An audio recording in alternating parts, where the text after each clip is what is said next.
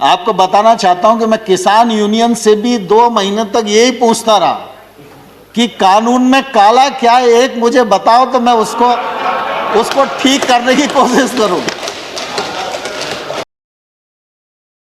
तो मैं आपके माध्यम से किसानों को भी पूछना चाहता हूं और विशेष रूप से पंजाब के किसानों को भी पूछना चाहता हूं। उनके यहाँ थोड़ी परिस्थितियां अलग हैं, आड़तिया का कमीशन अलग है, बाकी सब चीज़ें अलग हैं, लेकिन हमने टैक्स को फ्री किया और राज्य सरकार टैक्स ले रही है। तो जो टैक्स ले रहा है और लगा रहा है और बढ़ा रहा है, आंदोलन उसके खिलाफ होना चाहिए या जो टैक्स फ्री कर रहा है उसके खिलाफ होना चाहिए। लेकिन अब देश में उल्टी गंगा बह रही है। हम लोगों ने लगातार उनको सम्मान देने की कोशिश की है, 12 बार ससम्मान बुलाकर बातचीत की है, एक शब्द भी हमने उनके बारे में इधर उधर नहीं बोला। हमने एक के बाद एक उनको प्रस्ताव देने का भी प्रयत्न किया, लेकिन मैंने साथ में यह भी कहा कि अगर हम भारत सरकार किसी भी संशोधन के लिए तैयार है, इसके मायने ये नहीं लगाना चाहिए कि किसान कानून में कोई गलती है, लेकिन किसान आंदोलन पर है। पूरे एक राज्य में गलत फहमी का शिकार हैं लोग। एक ही राज्य का मसला है। किसानों को इस बात के लिए बरगलाया गया है कि ये कानून आपकी जमीन को ले जाएंगे। मैं कहता हूं कॉन्ट्रैक्ट फार्मिंग के एक्ट में कोई एक प्रावधान बताए, कोई एक प्रावधान बताए। खड़गे जी दुनिया जानती है, खड़गे जी दुनिया जानती है, पानी से खेती होती है, खून से खेती सिर्फ कांग्रेस ही कर सकती है, भारतीय जनता पार्टी खून से खेती नहीं कर सकती। कान खोलकर सुन लो, ये हुड्डा कमेटी की रिपोर्ट के कारण आए। और अब जब दोबारा से कृषि पर बहस हो, जब कृषि पर बहस हो तब आप पढ़ के आना और बहस करना, मैं जवाब दूंगा आपको। माननीय सभापति जी, हम सब इस बात को भलीभांति जानते हैं कि यूरिया की किल्लत किसानी के समय हमेशा होती थी। आप भी नीम कोटिंग करना चाहते थे, लेकिन उस समय नहीं हो पाया, लेकिन नीम कोटिंग किया, उसके कारण फर्टिलाइजर की उपलब्धता बढ़ी, सूक्ष्म सिंचाई की दृष्टि से रकबा बढ़ा। देश में 86% छोटा किसान है। छोटे किसान का रकबा छोटा है, उसके पास निवेश करने के लिए साधन नहीं है। अगर कोई रिस्क लेकर वो महंगी फसल की तरफ जाए तो मार्केट का लिंक उसके पास नहीं है, और वो 86% किसान वस्तुस्थिति है कि एमएसपी का भी लाभ नहीं उठा पाता है। और इसलिए सरकार ने ये कोशिश की कि हम 10,000 नए एफपीओ बनाएंगे और 10,000 नए एफपीओ को हम 6,850 करोड़ रुपया खर्च करेंगे। 5 साल में उनको स्ट्रेंथन करेंगे। छोटे छोटे किसान 300 की 500 की संख्या में मिलकर एक एफपीओ के साथ जुड़ें तो उनका रकबा भी बढ़ेगा, उनका उत्पादन भी बढ़ेगा, वो टेक्नोलॉजी से भी जुड़ सकेंगे और उनके उत्पादन का वॉल्यूम भी ज़्यादा होगा, तो वो अपने उत्पादन का वाजिब मूल्य के लिए बार्गेनिंग भी कर सकेंगे। इसलिए एफपीओ का एक बड़ा संसार खड़ा करने का काम इस देश में हम लोग कृषि के क्षेत्र में आरंभ कर रहे हैं। आप सब ने यह भी ध्यान दिया होगा कि एक तरफ किसान को एमएसपी लागत पर 50% मुनाफा जोड़ के दिया जाना शुरू हुआ है, वहीं दूसरी तरफ अगर देखेंगे तो 1 लाख करोड़ रुपए का इंफ्रास्ट्रक्चर फंड भी खेती के क्षेत्र में आत्मनिर्भर पैकेज के अंतर्गत दिया गया है। सिर्फ खेती के लिए नहीं, फिशरीज के लिए 20,000 करोड़ रुपया, एनिमल हस्बेंड्री के लिए 15,000 करोड़ रुपया, हर्बल खेती के लिए 4,000 करोड़ रुपया, फूड प्रोसेसिंग के लिए 10,000 करोड़ रुपया। ऐसे ये कोशिश की गई है कि खेती में जो निवेश की ज़रूरत है वह निवेश खेती तक पहुँचे। हम सब गांव के रहने वाले लोग हैं। आज वेयर हाउस या कोल्ड स्टोरेज कोई भी संरचना दिखाई देती है तो वो जिला स्थान या बड़ी मंडी के आसपास दिखाई देती है। कोई भी 80 किलोमीटर दूर रहने वाला किसान अपने उत्पादन को 80 किलोमीटर लेकर आके वेयर हाउस में रखे और 2 महीने तक वो फसल को रोके, ये उसकी हैसियत नहीं है। ये जितनी भी संरचनाएं बनी हैं, इन संरचनाओं का उपयोग किसानों के लिए नहीं हो पाता, क्योंकि लगभग ये संरचनाएं व्यापारियों के लिए है या सरकारी गोदाम। किसान वेयर हाउस का उपयोग कर सके, किसान कोल्ड स्टोरेज का उपयोग कर सके, इस दृष्टि से ये इंफ्रास्ट्रक्चर नीचे तक पहुँचे और इस गैप को भरा जा सके। और इसके माध्यम से सरकार पूरी कोशिश कर रही है कि किसानों के जीवन में बहुत अच्छा बदलाव आए। हम सब जानते हैं कि फल हो, तरकारी हो, ये कुछ फसलें ऐसी हैं जल्दी नष्ट हो जाती हैं और इनको उपयुक्त बाजार नहीं मिल पाता। कौन सोच सकता था कि रेल से फल और सब्जी जाना शुरू हो जाएगी। 100 किसान रेल प्रारंभ की गई हैं, जो एक तौर से चलता फिरता कोल्ड स्टोरेज है।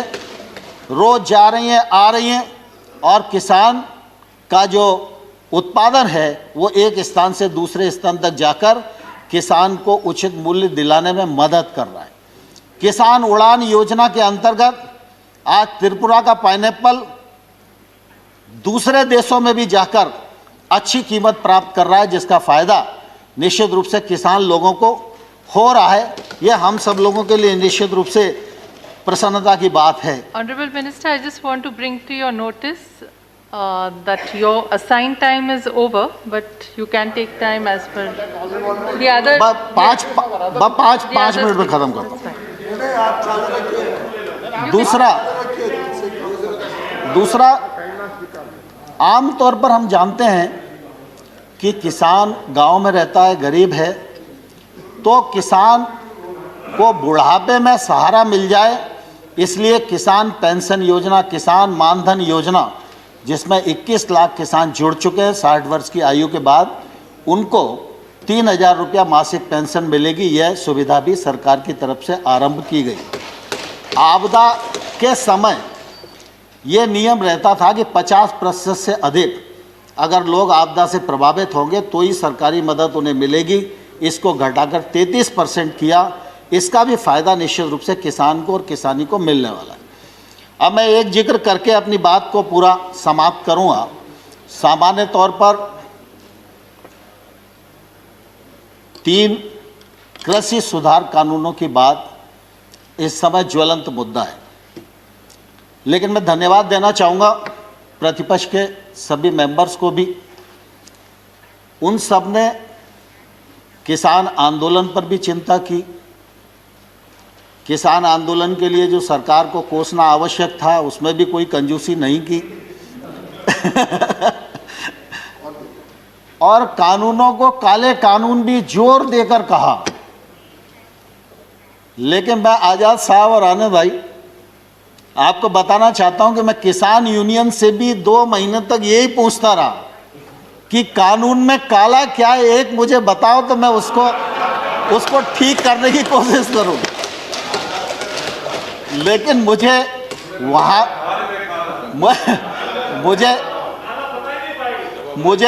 वहाँ भी मालूम नहीं पड़ा। और जब प्रतिपक्ष के मेंबर्स ने भी, दीपेन भाई आपका भी भाषण मैंने सुना, तो मैंने गौर से सुना कि कानून खराब है, कानून को रिपील कर दीजिए, वो हो ही जाएंगे और ऐसा वैसा सब लोगों ने अपनी बात की और करना भी चाहिए उन्हें। लेकिन कानून के प्रावधान को ये किसान के प्रतिकूल है, यह कम से कम किसी ने बताने की कोशिश नहीं की। मैं सर आपके सामने ही बैठा हुआ था। दूसरा, मैं सभापति महोदय आपके माध्यम से आग्रह करना चाहता हूं कि हम लोगों ने ट्रेड एक्ट बनाया ट्रेड एक्ट में ये प्रावधान किया कि एपीएमसी के बाहर जो एरिया होगा वो ट्रेड एरिया होगा। वो किसान का घर भी हो सकता है, वो किसान का वेयर हाउस भी हो सकता है, उसका खेत भी हो सकता है। कोई भी व्यक्ति किसी भी स्थान के लिए किसी भी कीमत पर किसान वहाँ से अपने उत्पादन को बेच सकने के लिए स्वतंत्र है, ये हमारा एक्ट इजाज़त देता है। एपीएमसी के बाहर अगर कोई ट्रेड होगा तो उस पर किसी भी प्रकार का ना तो राज्य का टैक्स लगेगा ना केंद्र का टैक्स लगेगा। अब एपीएमसी के भीतर राज्य सरकार का टैक्स है, एपीएमसी के बाहर केंद्र सरकार का एक्ट है। केंद्र सरकार का एक्ट टैक्स को खत्म करता है और राज्य सरकार का जो एक्ट है वो टैक्स देने के लिए बाध्य करता है। तो मैं आपके माध्यम से किसानों को भी पूछना चाहता हूं और विशेष रूप से पंजाब के किसानों को भी पूछना चाहता हूं। उनके यहाँ थोड़ी परिस्थितियां अलग हैं, आड़तिया का कमीशन अलग है, बाकी सब चीज़ें अलग हैं, लेकिन हमने टैक्स को फ्री किया और राज्य सरकार टैक्स ले रही है। तो जो टैक्स ले रहा है और लगा रहा है और बढ़ा रहा है, आंदोलन उसके खिलाफ होना चाहिए या जो टैक्स फ्री कर रहा है उसके खिलाफ होना चाहिए। लेकिन अब देश में उल्टी गंगा बह रही है और मैं सभापति महोदय आपके माध्यम से किसान बंधुओं को भी कहना चाहता हूं और प्रतिपक्ष के मित्रों को भी कहना चाहता हूं, भारत सरकार नरेंद्र मोदी जी का नेतृत्व पूरी तरह किसानों के प्रति प्रतिबद्ध है, किसानों के प्रति समर्पित है। किसान आंदोलन के लिए हम लोगों ने लगातार उनको सम्मान देने की कोशिश की है, 12 बार ससम्मान बुलाकर बातचीत की है, एक शब्द भी हमने उनके बारे में इधर उधर नहीं बोला, संवेदनशीलता के साथ विचार किया है। लेकिन हमने ये जरूर कहा है कि आप प्रावधान में कहाँ गलती है विनम्रतापूर्वक हमारा ध्यान आकर्षित करिए। हमने जो उनकी भावना के अंतर्गत जिन बिंदुओं को चिन्हित किया जा सकता था उनको भी चिन्हित करके बताया कि हमको आपकी लगती है कि आपको यह शंका है कि एपीएमसी खत्म हो जाएगी, तो हम इस पर विचार करते हैं। एपीएमसी खत्म नहीं होगी। हमने एक के बाद एक उनको प्रस्ताव देने का भी प्रयत्न किया, लेकिन मैंने साथ में यह भी कहा कि अगर हम भारत सरकार किसी भी संशोधन के लिए तैयार है, इसके मायने ये नहीं लगाना चाहिए कि किसान कानून में कोई गलती है, लेकिन किसान आंदोलन पर है। पूरे एक राज्य में गलत फहमी का शिकार हैं लोग, एक ही राज्य का मसला है। Please don't interfere. Let him speak. Please don't. We are very short on time. सभापति महोदय, किसानों को इस बात के लिए बरगलाया गया है कि ये कानून आपकी जमीन को ले जाएंगे। मैं कहता हूं कॉन्ट्रैक्ट फार्मिंग के एक्ट में कोई एक प्रावधान बताए, Please don't. कोई एक Please प्रावधान बताए। Let him खड़गे जी, speak. Let him speak. खड़गे जी, After later. खड़गे जी दुनिया Let him जानती है, speak. You can speak खड़गे जी later. दुनिया जानती है, पानी से खेती होती है, खून से खेती सिर्फ कांग्रेस ही कर सकती है, भारतीय जनता पार्टी खून से खेती नहीं कर सकती। और इसलिए मैं सभापति महोदय आपके माध्यम से कहना चाहता हूं, कॉन्ट्रैक्ट फार्मिंग एक्ट का कौन सा प्रावधान है जो प्रावधान किसी भी व्यापारी को उस किसान की जमीन छीनने की इजाजत देता है? लेकिन लोगों को भड़काया जा रहा है, जमीन चली जाएगी।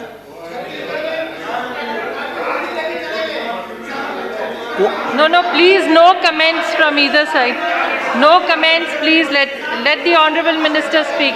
जहां पर भी एक्ट में अगर कॉन्ट्रैक्ट फार्मिंग का प्रावधान किया है, कॉन्ट्रैक्ट मूल्य का प्रावधान किया है, कॉन्ट्रैक्ट मूल्य से फसल का मूल्य बढ़ेगा सीजन पर तो उसका बोनस के रूप में हिस्सा किसान को मिलेगा, ये प्रावधान किया गया है। और किसान इस एक्ट से कभी भी बाहर हो सकता है, व्यापारी कभी भी बिना पैसे दिए इस एक्ट से बाहर नहीं हो सकता। और मैं सभापति महोदय आपके माध्यम से कहना चाहता हूं, पंजाब सरकार का कॉन्ट्रैक्ट फार्मिंग एक्ट उठाइए, हरियाणा सरकार का कॉन्ट्रैक्ट फार्मिंग एक्ट उठाइए, और वो तो हुड्डा जी के समय ही पारित हुआ था। और आज अरे Please.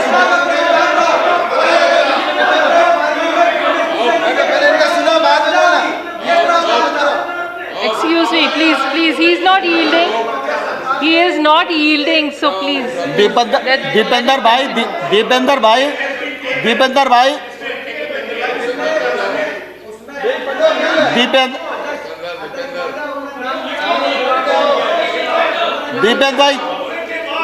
भाई प्लीज, अरे मुझे स्पष्ट तो करने दीजिए। You still मुझे have one स्पष्ट तो member. करने You दीजिए। can speak. He can reply नहीं later. नहीं, आपका नहीं लिया मैंने। माननीय सभापति महोदय, मैं स्पष्ट करना चाहता हूं कि इन राज्यों के अभी लगभग 20-22 राज्य ऐसे हैं जिसमें कॉन्ट्रैक्ट फार्मिंग ने के लिए नया एक्ट बनाया है या उन्होंने एपीएमसी में शामिल किया है। नहीं अरे We are already very tight on time. Dipendra भाई And let him finish. You still have a member to speak. He can reply in that. Honorable Minister, please continue. Honorable Minister, please continue. Rule 6 में APMC में amendment हुआ हरियाणा में, मगर उसके साथ साथ ये प्रावधान बना कि अगर एमएसपी से नीचे कोई प्राइवेट कंपनी अगर कॉन्ट्रैक्ट फार्मिंग में खरीद सकती है तो कानूनी कार्रवाई और सजा होगी।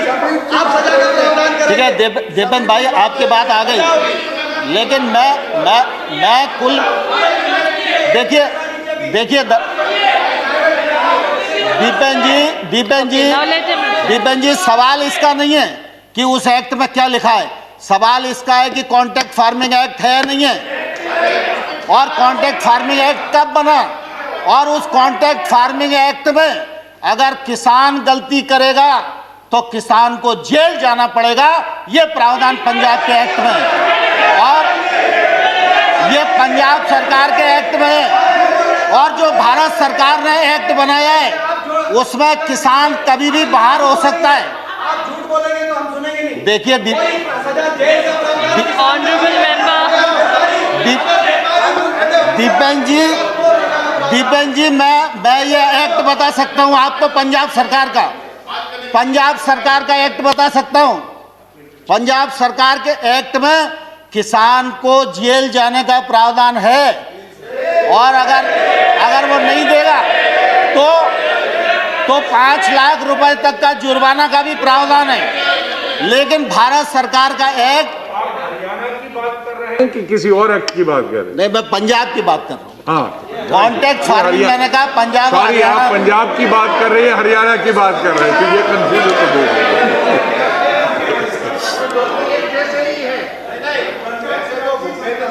ऐसे तो भूपेंद्र सिंह हुड्डा जी की कमेटी की रिपोर्ट थी जिसमें उन्होंने कहा था एपीएमसी को समाप्त करो, उस बात को अगर इनकार करो तो बताओ। So, Honorable Minister. एपीएमसी को समाप्त करो, और ये पंजाब में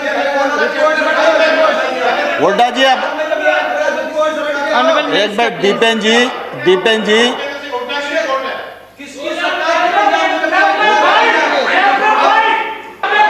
ये Honorable contract member. Farming act Honorable member. और ये ट्रेड एक्ट, ये सब हुड्डा जी की रिकमेंडेशन के कारण आए। कान खोलकर सुन लो, ये हुड्डा कमेटी की रिपोर्ट के कारण आए। और अब जब दोबारा से कृषि पर बहस हो, तब आप पढ़ के आना और बहस करना, मैं जवाब Under दूंगा which आपको। rule, sir? Bhupendra Yadav ji has a point of order. Please say under Bhupendra which ji. rule and madam माननीय सभापति महोदय, Bhupendra Rule Yadav ji. 238, Rule 9 shall not obstruct proceeding his or interrupt and avoid making running commentaries with speeches are being made in the council. उनको जरा restrict करिए। Now, honorable members, please realize we are very short on time. And नहीं, let the सभापति महोदय, honorable बस मैं minister 2 minute finish में his समाप्त कर रहा हूं। speech. You still have one member who can speak, so they can respond to what honorable minister is saying. माननीय Honorable सभापति Minister, ji, please don't give a माननीय chance and सभापति जी, complete it. मैं आपके माध्यम से सदन को बताना चाहता हूं, खरीद में ट्रांसपेरेंसी आए, ई ट्रांजैक्शन बढ़े, किसान को वाजिब दाम मिले, इलेक्ट्रॉनिक ट्रेड बढ़े, इसके लिए 1000 मंडियों को इनाम मंडी के रूप में परिवर्तित किया और 1000 और अब कर देंगे, बजट में प्रावधान हो गया। इसी प्रकार से लगातार हमने कोशिश की है कि कृषक की आमदनी दोगुनी हो और किसानी का योगदान देश के जीडीपी में तीव्र गति से बढ़े। ये जो कृषि सुधार बिल हैं, ये बिल भी इसी दिशा में एक महत्वपूर्ण कदम है। मैं आपके माध्यम से सारे सदन को भी और सारे किसान भाइयों को भी ये कहना चाहता हूँ कि प्रधानमंत्री नरेंद्र मोदी जी किसानों के लिए समर्पित हैं और रहेंगे।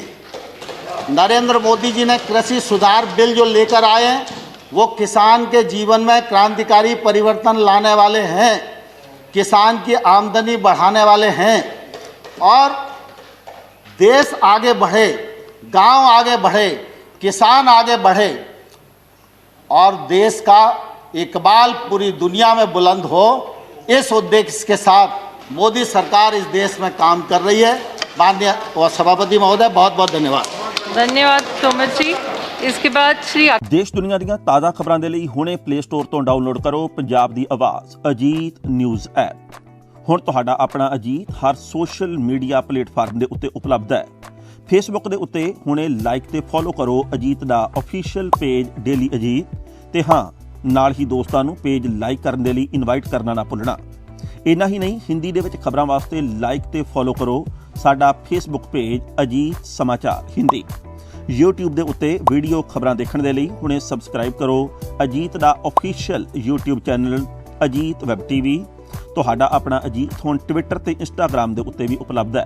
ਟਵਿੱਟਰ ਦੇ ਉੱਤੇ ਖਬਰਾਂ ਦੇ ਲਈ ਫੋਲੋ ਕਰੋ ਡੇਲੀ ਅਜੀਤ ਤੇ ਇੰਸਟਾਗ੍ਰਾਮ ਦੇ ਉੱਤੇ ਖਬਰਾਂ ਦੇ ਨਾਲ ਵੀਡੀਓ ਦੇਖਣ ਦੇ ਲਈ ਫੋਲੋ ਕਰੋ ਬਲੂ ਟਿਕ ਵਾਲਾ ਸਾਡਾ ਅਫੀਸ਼ੀਅਲ ਚੈਨਲ ਡੇਲੀ ਅਜੀਤ। ਇੰਨਾ ਹੀ ਨਹੀਂ, ਅਜੀਤ ਦੇ ਵੀਡੀਓ ਹੁਣ ਤੁਸੀਂ ਐਪਲ ਟੀਵੀ ਦੇ ਉੱਤੇ ਵੀ ਵੇਖ ਸਕਦੇ ਹੋ ਤੇ ਨਾਲ ਹੀ ਅਜੀਤ ਅਖਬਾਰ ਦਾ ਡਿਜੀਟਲ ਐਡੀਸ਼ਨ ਪੜ੍ਹਨ ਦੇ ਲਈ ਡਾਊਨਲੋਡ ਕਰੋ ਅਜੀਤ ਈ-ਪੇਪਰ ਐਪ। ਤੁਹਾਡਾ ਆਪਣਾ ਭਰੋਸੇਯੋਗ ਚੈਨਲ, ਤੁਹਾਡੀ ਆਪਣੀ ਆਵਾਜ਼, ਪੰਜਾਬ ਦੀ ਆਵਾਜ਼ ਅਜੀਤ।